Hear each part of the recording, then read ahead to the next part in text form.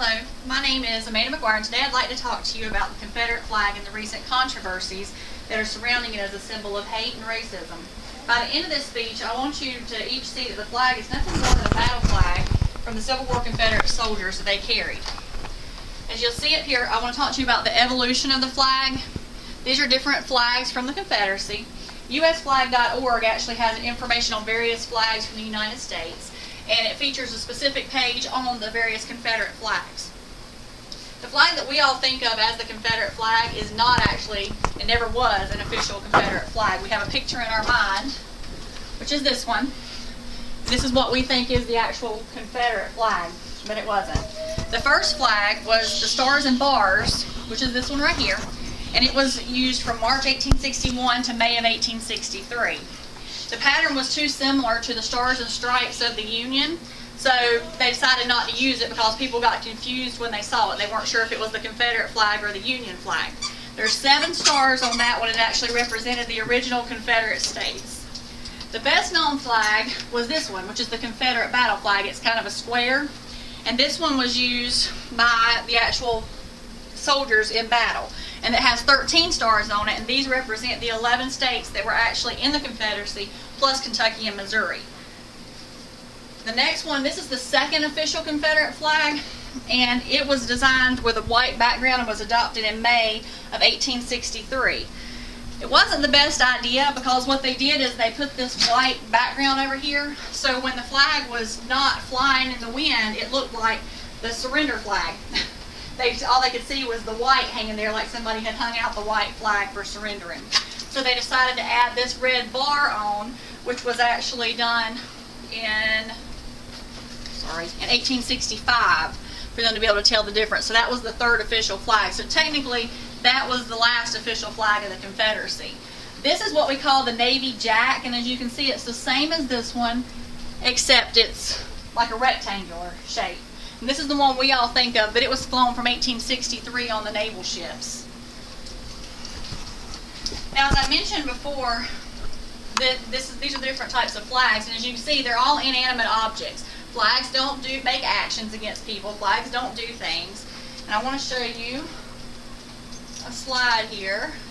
This is just a little cartoon, and it says white supremacists can no longer buy this at Walmart, but they can still load up on these.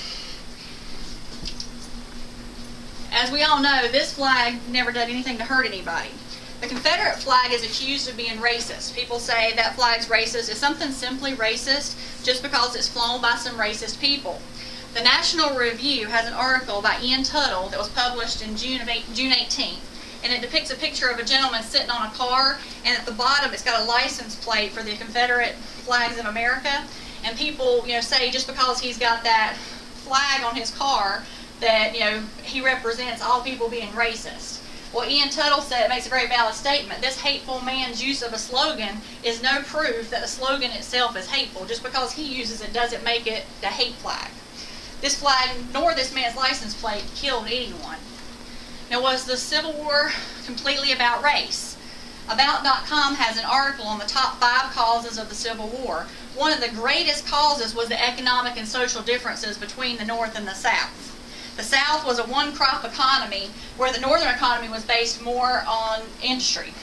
The South was a plantation-based system, while the North focused on city life. It was also about the states' rights against the federal government. The South wanted to protect their rights as states, but the North was trying to impose their federal rights, their federal laws on the South. The Confederate flag is also accused of being a hate symbol used by groups such as the KKK. The KKK was started in 1865, and at that time, they did not use the Confederate flag as a symbol for them. As a matter of fact, I did a lot of research on the KKK to see when they were using the flag, and the majority of the times, the flag that they fly as they're walking and as they're doing their presentations, it's the United States flag that's hanging there behind them. No one's calling for that flag to be called racist and to be taken away. The use of an object by a racist does not make that object racist. The use of an object by a hate group does not make it a symbol of hate. The KPOR news site out of Oklahoma features an article about a black gentleman who was flying the Confederate flag and met Obama when he was in a town recently. And the gentleman's name was Andrew Duncombe, and he made a very interesting quote. He said, quote, "They're blaming the racist problems on the flag and not the real problems of America. Through the race lies the people who carry and harbor the hate inside." Again, a flag didn't commit an act. A person that had some of it on his possessions actually did. Now, why the issue of removing the Confederate flag needs to be put aside is this. This is another slide here. If this symbol represents racism in America, so do these. And you see the Confederate flag at the top, but a couple of things here talking about, you've got Black History Month, you have the Black Panthers, just groups that do have, a history of having some racism are listed on here that are specifically for one race. Hispanic heritage. The BET, Hispanic Scholarship, these are all specific to a group where they're claiming that the Confederate flag is that way, so they should all be taken away. Recent news about the Confederate flag in South Carolina, with the flag being removed from a monument on the State House grounds. All of this came up after a gentleman went into a church in Charleston and killed some people. Some people believe that that flag is a symbol of racism because these people were black that he killed in the church, and this gentleman had the flag. This flag, again, is inanimate and had nothing to do with the murder. As a country, what we like to call a melting pot of people, we're all going to be offended by something. And we can't go around just getting rid of things that people are offended by. There's plenty of people that are offended by the gay rights movement and the rainbow flag, but nobody's calling for the rainbow flag to be done away with. As you can see, the Confederate flag is a flag that was carried by the soldiers that fought during the Civil War for the rights of the South. It was never even an official flag of the Confederacy. It's not an evil, racist person or a member of a hate group, and it most certainly has never killed anyone. We as a people need to stop letting things that offend one group take away the heritage of other groups. We can't stop taking down all the monuments and the flags that offend a small group of people, then we take away our freedoms as Americans. Thank you.